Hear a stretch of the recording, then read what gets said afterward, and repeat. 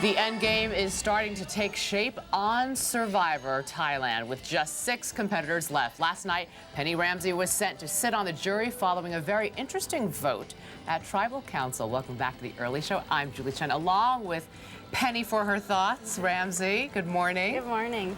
You and Jake were the only 2 surviving members of the Sukjai tribe. Why do you think you were voted off and not him? I think maybe I was seen as a bigger threat than Jake was last minute. I think maybe I was scheming a little bit, more than Jake was towards the end, and so people thought that maybe I was fitting in a little bit better than he was at that time, so I think it was time for me to go. Why did you vote him off? I voted for Jake because, the Chuigan tribe had told me that's what I needed to do to secure myself there another 3 days, that it was going to be an interesting vote, and some people were voting for me, and other people were voting for Jake, and if I wanted to stay on the island, I needed to vote for Jake, and so that's what I did. You said that you were scheming before you got on the island. Did you set out to do that, to lie and scheme and connive to get to the end? I definitely didn't set out to do that. In the very beginning, I wanted to figure out what everybody's, mission was there besides my own, and getting to know everybody from my own tribe. But once we did merge, it kind of changed things just a little bit. We'll talk more about that in just a few minutes. Thank you, Penny. Okay, so you went against your fellow tribe mate, starting early on in the show with the reward challenge. You didn't pick Jake to be your teammate. You picked Ted. How come? Well, in the reward challenge, actually, we didn't know we were going to have to pick a partner. And so I looked to my left and to my right, and there was Helen and Ted standing next to me in line, and everyone was already pairing up. And so Ted and I just looked at each other and said, okay, let's go. So we didn't know that you were going to be eliminated right from the beginning of the challenge. I felt so bad for Jake. He was stuck there, and he didn't even get to compete. Okay, but then you definitely dissed him during the immunity challenge when you went straight for his torch and you snuffed him out immediately. You owned up to the fact that you were distancing yourself from him. Why? Well, Jake and I actually had talked about our alliance, because obviously we've had one from the very beginning. And we thought it was in our best interest, being down to 2 members, to distance ourselves and let Chuigan see us as 2 separate people so that we could get further on in this game. And I think it was actually kind of capped it for me when Jake and Helen went in the canoe to go get water, as you saw last night, and Jake had a conversation with Helen, and as soon as Brian and Clay had gotten back from their elephant trip, Helen went straight to Brian and Clay and said, I've got to talk to you guys. You do not know what Jake's been saying while y'all been gone. So I knew that what Jake was trying to do wasn't working, because I saw it right in front of my own eyes. Okay, so we did not see that on last night's show. Right. So you cleared up that you and Jake agreed. Yes. We're not in a camp together anymore. How about that Clay? Pretty sneaky, telling you, yeah, I'm going to take you to the Final Four, owning up that he's lying to everybody. I know. Or is he a good player? Is it sneaky, or is he smart? I think right now everybody's a good player, and I think everybody's playing the game hard right now. And when you're fighting for 3 more days, and someone tells you that they can bring you to the Final Four, then that's what you have to believe. When the merge happened, was there? You never get a sense that any one person is leading the pack. Was there a leader of this new formed tribe?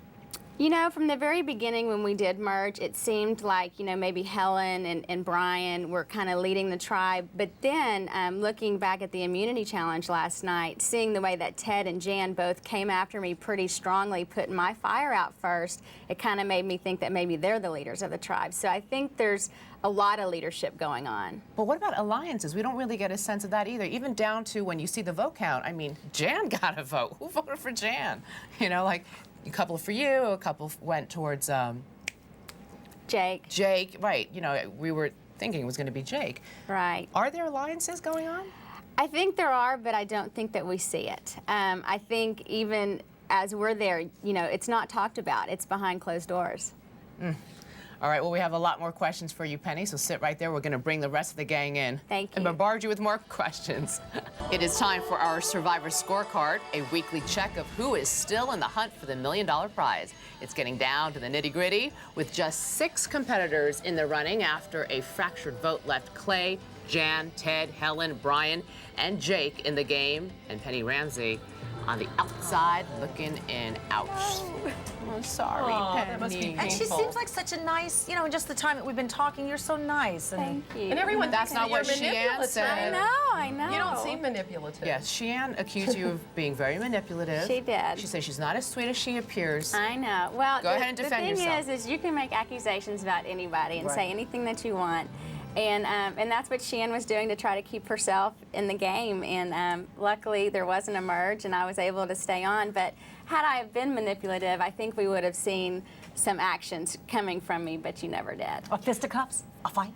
No. Oh, sorry, she said. Well, you know, go ahead. I was going to say, did you see a lot of people change, you know, when you met them initially through the process? Did they turn out to just be completely different than you thought? It was amazing to see Sheehan. We lived with her for 18 days before the two tribes lived together, and to see she was just a totally different person from the first minute we stepped foot on the island. So that was very interesting. So we were all kind of hanging back and wondering what's going on here. She So. never seemed to quite gel with you guys.